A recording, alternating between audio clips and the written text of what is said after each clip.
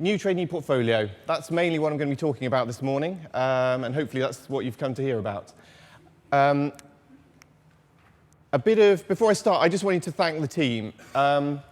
It's not just been me, obviously, working on this. There's been a huge team working at the Royal College. This is a list of all the people that are involved at the college. So we have two representatives from the college at the back there, who are Gareth and Piotr, and they have been working as project manager and product manager for the portfolio. We also have FourteenFish, so Duncan's around here somewhere, who've been working since July, non-stop, this team. If you want to come and speak to us at break time, lunchtime, we're all easily identifiable because we are the ones with the bold patches at the front. So I'm just going to start with a bit of timeline. 2006 is when the current ePortfolio started, and some of you may have been using it since then. I started as a trainee in 2007, so I was a fairly early adopter.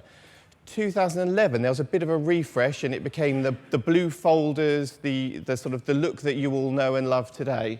There was a slight improvement in speed, but then there were some issues with it sort of slowing down and stopping at times. But of late, that has improved significantly, and we're finding things are much better. In 2016, the Workplace-Based Assessment Core Group, which is one of the groups I sit on, started to think about the new assessments that we wanted to bring in a few years' time.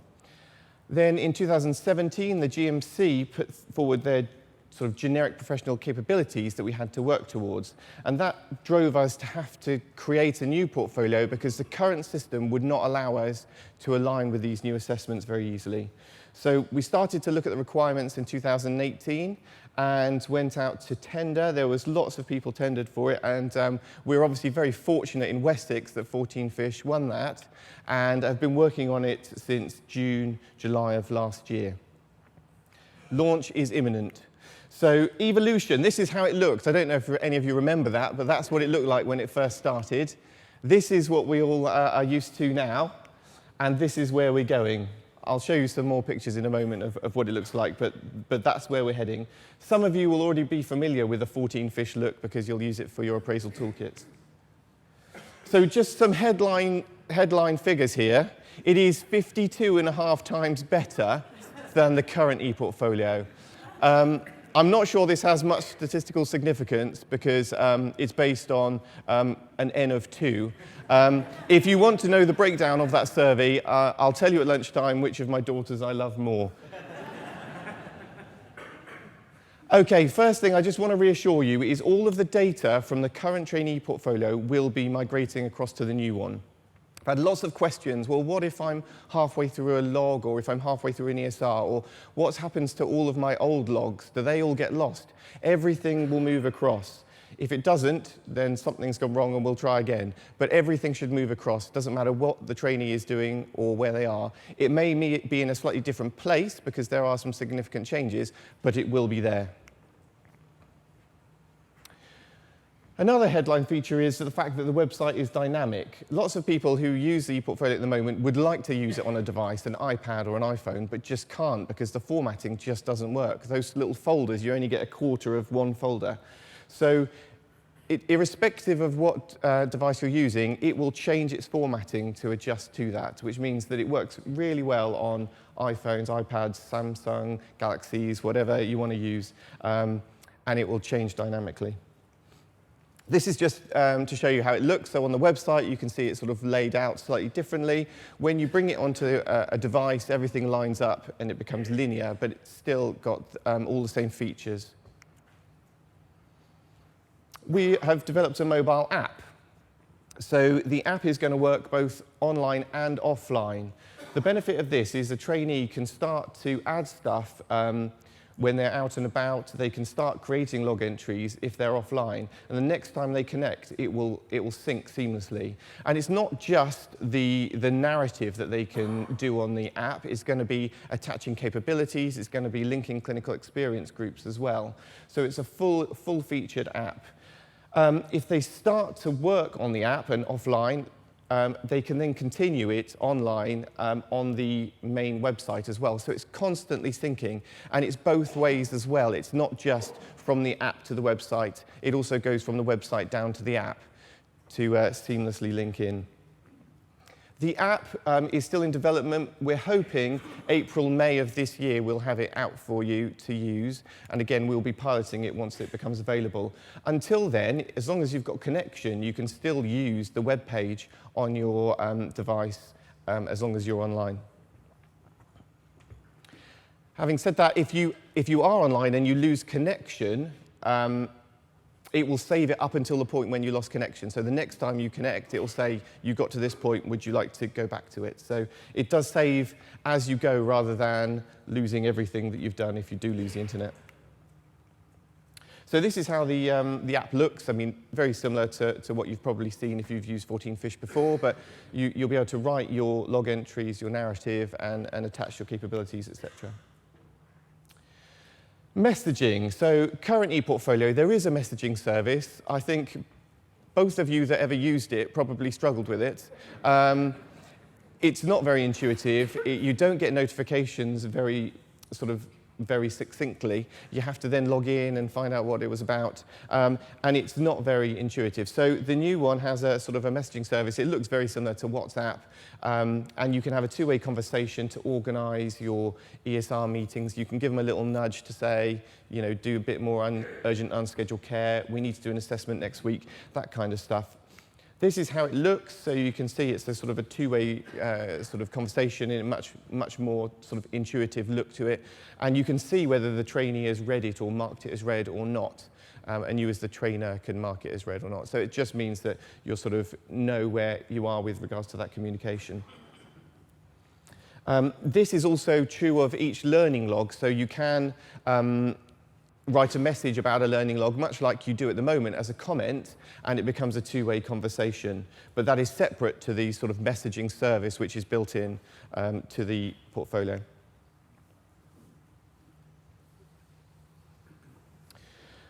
Quite a significant change, this next one. So what we wanted to do is not just make the ePortfolio look prettier, but we actually wanted to make it better. And I think part of that is trying to reduce that burden of assessment on both the trainee and the educational supervisor in the ESRs.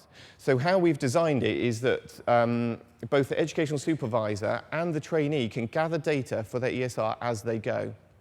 So when a trainee is writing a log entry, they will choose that capability or competence, as you will probably sort of be more familiar with. They will choose that, and then they have the opportunity to write some narrative underneath to explain how they have demonstrated that capability. When you get to the ESR, there is a little button which says include as evidence in the ESR, and what that will do is it will pull that narrative which explained how they demonstrated that capability into the ESR automatically.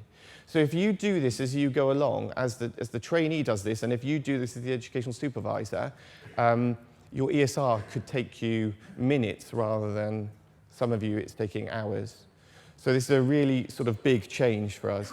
And the significant thing is we are going to ask the trainee to choose the capabilities rather than us having to guess what we think they were trying to demonstrate. So it's much more capability focused rather than that old curriculum focused.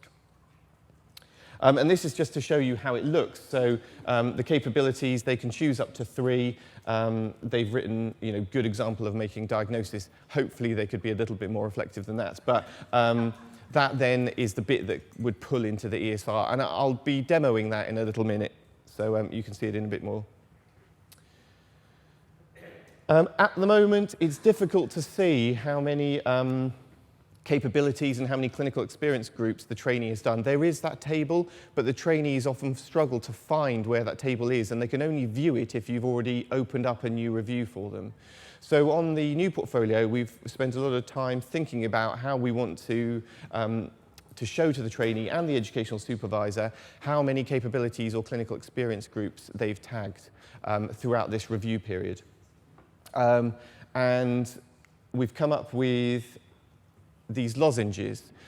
So the way that these lozenges work is each of the numbers at the bottom are capabilities, and when you hover over those, it tells you which they are. So when you're live on the website, it's really easy to see, and the same with clinical experience groups. Now, every time a trainee does a log entry, and they say this demonstrates communication and consultation skills, it will create a little grey lozenge in one, which is, well, it's not one anymore, actually, because that's fitness to practice now. But it would have created a little grey lozenge to say, OK, they've got one piece of evidence to demonstrate in this review period. It goes green when they've added it to their educational supervisor's review as evidence. So the idea is the trainee will build up the grey lozenges as they add capabilities to their log entries, and then when they start building up their evidence in their ESR, they'll all turn green. So as an educational supervisor, when you are asked to do your part of the educational supervisor's review, you want all of those lozenges green, because then you know that they've got 3 pieces of evidence for every capability linked in the ESR, which will hopefully make your life much easier. We have a full search functionality. So at the moment, the search is quite limited, but going forwards, we'll be able to search for pretty much anything. So you've got lots of lists that you can filter through as well. So you can sort by date, review period, capability, clinical experience group, you name it. So for you on the ground, it may not necessarily be that helpful, but for some of the educators and some of the researchers, actually, this is going to be really powerful to look at some of the data that we've got. And because of features like this, we're going to be able to look at and analyze things like CSA rates and capabilities, or posts and AKT pass rates. And is there a difference if they've done pediatrics? Are they more likely to do better in some of these assessments? At the moment, we don't have that data to be able to analyze it, but going forwards with this, we will. Another massive omission in the current portfolio is with assessments. So you can go into each assessment and you can see how the trainee's done in that assessment. And then to look at the next assessment that they did, you have to go back out. Then you then go into that assessment. And by that point, you've forgotten what you just looked at. So there's no linear way of looking at how the trainee is doing. Are they improving over the course of the 6 months, over the 2 years? And also, is there a theme here? So are they always struggling with clinical management? It's really difficult to see that when you're just looking at an isolated assessment. So what we've got is this table of linear scoring for these assessments. So you'll be able to highlight, you'll be able to see if there is one particular area where they're struggling, but also you'll be able to see if things are hopefully improving or not improving. Duncan's also been in development and also has got this in graphical form as well. So if you prefer to look at graphs and lines, you can toggle that on. If you prefer words, then you can look at the words. So you have the option, basically. So the PDP. Trainees really struggle with the PDP. And I can understand why. It's a long list of things and they're not sure what they have to do with it or when. And so we're changing it. We're bringing it in line with appraisals. So the PDPs will be linked to that review period. And at the end of that review period, if they haven't already reviewed that PDP item, they will be asked to at that stage. Then they have the choice of whether they move it on to the next review period, whether they sign to say that they've done it, or that they say, actually, I'm never going to achieve this. And what this will hopefully do is just get rid of that long list of unachievable, never ticked PDP items that they'd never look at. We've also made it quite prominent on their sort of main portfolio screen. So you, as the educational supervisor and the trainee, when you log in, will be able to see your PDP items really easily. Will hopefully prompt them to start working towards these rather than ignoring it until their ESR. Okay, a constant headache. How many assessments do I need to do this week? How many do I need to do this month? How many do I need to do for this review period? I get plagued by emails from trainees asking me how many educational, when's their next assessment due? And the ePortfolio, whilst when it first came out, was correct for a week or so, because every trainee was full-time and starting in August. As soon as they go less than full-time, as soon as they go out of sync, it doesn't work. And so those numbers were removed. A lot of time has been spent on using calculations to work out the percentage that that trainee is working and the length of that review period to tell them how many assessments they need for each for this particular period. So this will be personal for that trainee depending on their percentage and the period that you're looking at. which I think will make things much easier. It's not going to go below 1 because we never want a trainee to do a post without any kind of assessments of description. So the final one looks slightly different to this, but it is based on the trainee's percentage and the period that you're looking at. And that is true for both the assessments, but also the learning logs as well, because there will be requirements for learning logs going forwards. Yeah, so this is just how the assessments will look as a table.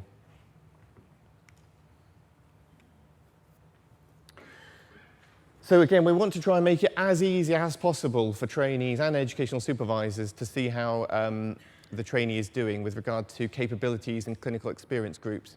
And sometimes we find that trainees can just focus particularly on one particular area, sort of clinical experience group, and that is always going to be the case if you're in something like pediatrics or psychiatry. It's very difficult to go outside of that. But this will just be able to highlight to them that they are doing that, and if they could think of some other stuff to get their curriculum a bit broader, that would be better. Same with the capability. So instead of just having lots and lots of cases where they're talking about clinical management or data gathering, they'll be able to see this in a graphical form, which will then help to identify to them that actually they need to be looking at some of these other capabilities. So this is how it looks on the website.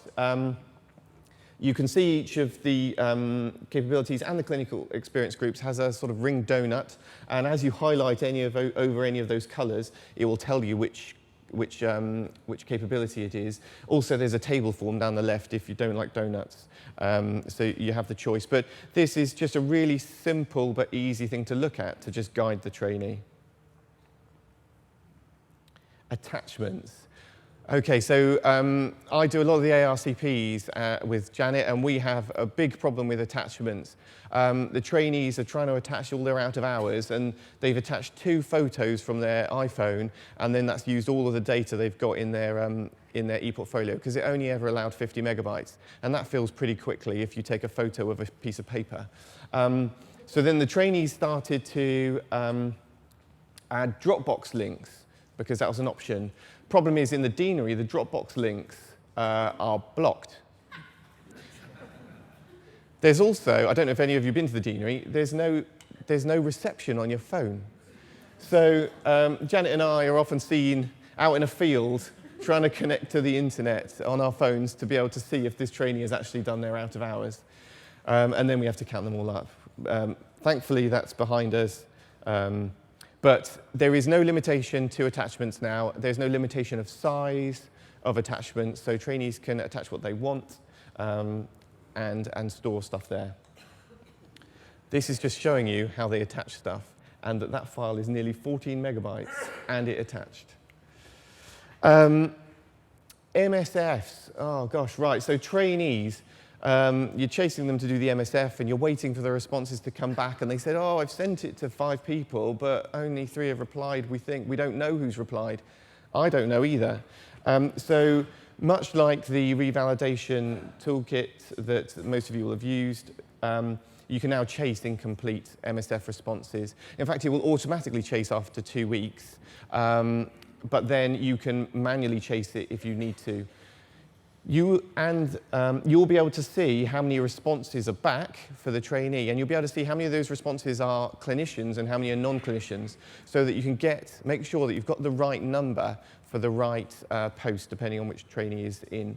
So this, again, is going to be much easier. Instead of it being all a bit, oh, I don't know, and I've sent it to these people, you will be able to send out to the people that you need, and you will be able to monitor that they're coming back. The trainee then is notified that they've got enough responses, and that is enough responses in both clinical and non-clinical, and then they can choose to shut it, and at that point then you'll be able to release it to them. And you will get a notification to say that it's been closed, rather than you just having to go in and check or guess. So you'll get a notification to say that they've completed it. The MSF and the PSQ results are going to be much more helpful as well. So I'm going to talk about the PSQ in a bit more detail later, but the output from which you get will be much easier to analyze, and instead of being whole numbers, we'll have some percentages in there, which again makes easier to differentiate between what is essentially maybe a good trainee and a not so good trainee. But also we're going to be able to link the MSF and the PSQ to the ESR. So at the moment you can do free text, and some of you will do that, but this will allow you to link to certain capabilities depending on the question in the MSF and the PSQ. And this is just an example of how it'll look. This is probably familiar to most of you. So the question at the top, you've got the answers down the left. We will be asking the trainees to do a self-rating beforehand, because that is now GMC requirement, and that is the little arrow, sort of the triangle. So here you can see the triangle on excellent. That's what the trainee graded themselves as.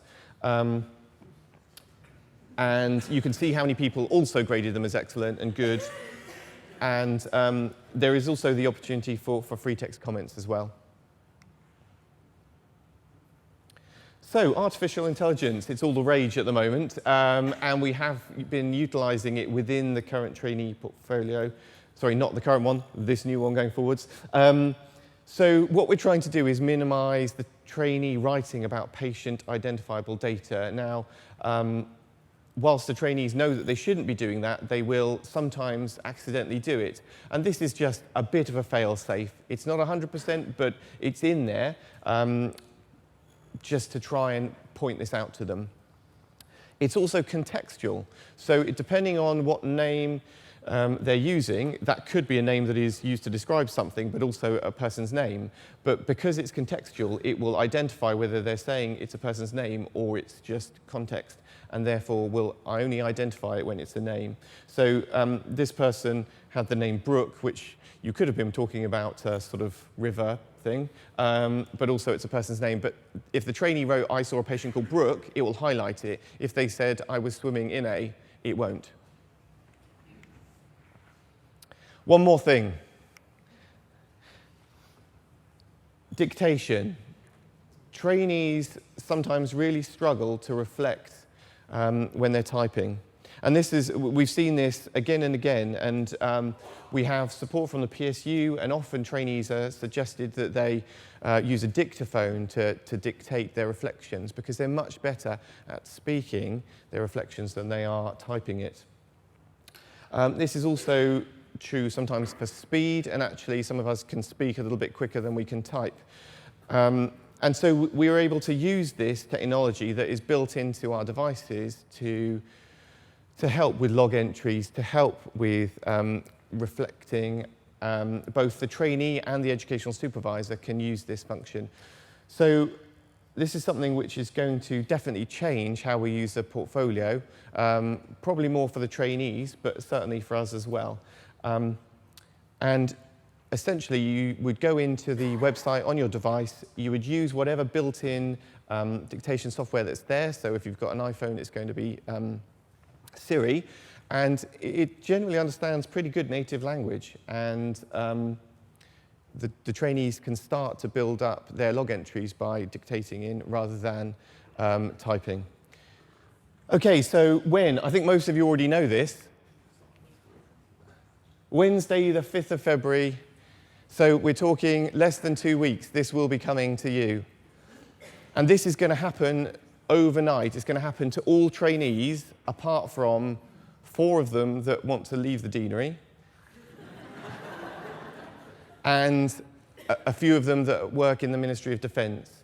We can't transfer the Ministry of Defence because their ARCPs, etc., are not going to switch. So if you have an MOD trainee or you have someone that doesn't want to live here, then I'm sorry, you don't get to use it. Everyone else, this will happen. So I sent out an email last week to say that the portfolio, the current e-portfolio, will be down on the 3rd and the 4th. Most likely it's going to be just from the evening or the afternoon of the 3rd and the 4th, basically. So if you have an ESR booked for the 4th, I suggest you probably rebook it. Because it may not save, basically, because we may have already transferred all the data across. So I wouldn't use the portfolio on the 4th. You can use it on the 3rd in the morning. That should be fine. So on the 5th, when you go in, after 9 o'clock, you can log in. Hopefully, it will know who you are. If you've already got an account with FourteenFish, it will, you might need to help sort of merging those accounts, because what we want is every person just to have one account, one email address that they use for the ePortfolio going forward. So that should be how it works. If we have any queries, then when you log in and you go into the portfolio, there is a little bubble at the bottom right which says, contact us or help. If you click on that, there are some help texts, but also there is the opportunity to type live to the help desk, which is based at FourteenFish, or there's phone numbers as well where you can phone direct to FourteenFish. And what we're suggesting at the moment is everything goes through that, even if it's to do with sort of, if you know it's really just to do with posts and the deanery, then contact the deanery directly. But otherwise, if you go through FourteenFish, they can triage it, and then we can see whether it's a problem with the portfolio or whether it's something that we need to send to the deanery. Okay, so if you do have any questions, now's an opportunity to write them up on the screen. I will be talking about the assessments and the learning logs in a bit more detail after coffee, but now I'm just going to give you a quick demo of what the new portfolio looks like. So,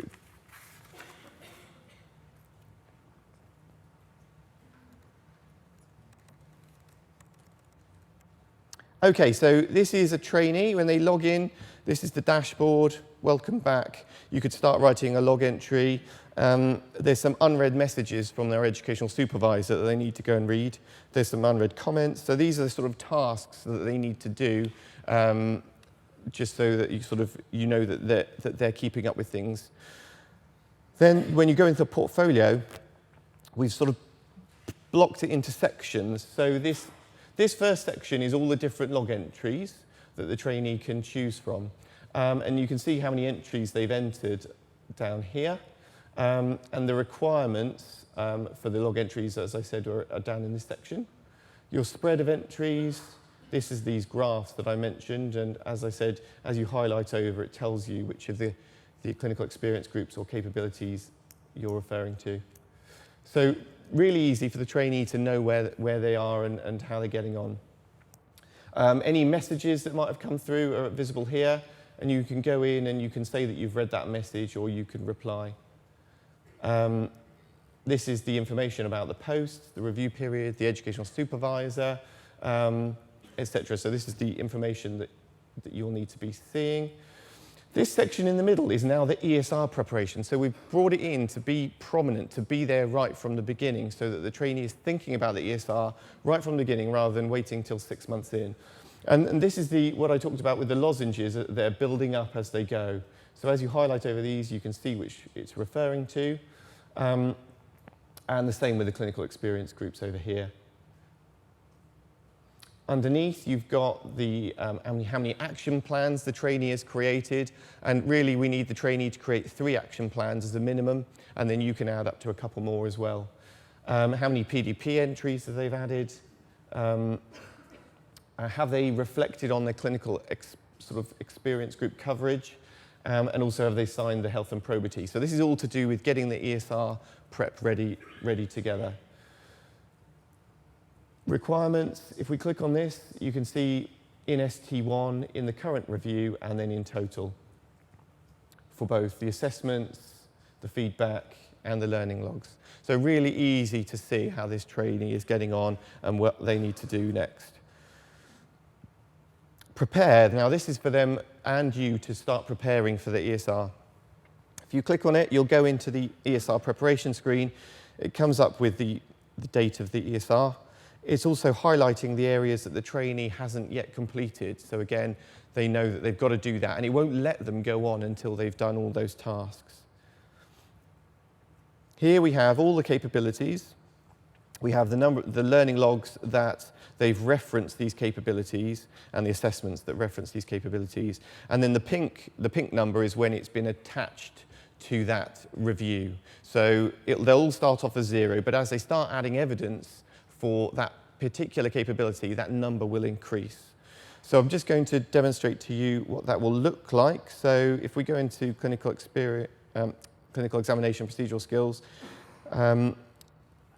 This is where the trainee has sort of added evidence to it. So actually, if we go into communication. Okay, so the trainee now has the option to choose whether they're competent, excellent, needs further development, and if they are needs further development, below or meets or above expectations, as things stand at the moment. This is the bit where they would normally write their narrative to demonstrate how they've demonstrated those capabilities in this review period. The evidence, which is normally sort of tagged that they just sort of tick, is now below. And you can see that this trainee has done some clinical case reviews where they've justified how they've demonstrated communication skills. So I spent some time doing a stepwise approach to breaking bad news. So they've written this. So if they click include as evidence, that narrative will appear up here in the self-rating for the trainee, as well as the date. It's timestamp. So that will then start building up their self-rating. The same applies to assessments. So they've done an audio cot. As part of the audio cot, they were asked a couple of questions in the whole assessment, which actually referred to communication skills. So you'll note we haven't got the whole audio cot there. We've just got the questions that refer to communication skills, this capability, and they were needing further development. They can then include that as well. It will just attach that audio cot. They will then have to write some narrative, and they can find out what it was about by going into it and finding out what was sort of any free text comments. But it just means that the trainee and the educational supervisor can build up this educational supervisor's report much more easily. The trainee can start doing this right from the beginning, and when they feel they've got enough evidence for this review period, they can click Save as Finished, and then you as educational supervisor can start putting that evidence in for that capability alone, rather than having to wait till they've done all 13 before you can even start. So you can start building up a picture as well. So if I go in as the educational supervisor and I prepare, I can see this trainee has said that they finished clinical examination procedural skills because there's a lock here. And if I go into it, I can see what they've written and their sort of evidence that they've done. I actually don't think that that demonstrates enough. So what I can do is I can unlock it and write them a little message to say, actually, can you do this again, but better this time? So if they lock it, you can send it back and ask them to do it. So what we're really wanting to do is to put the emphasis back on the trainee to get this evidence, to demonstrate it to you so you don't have to do too much.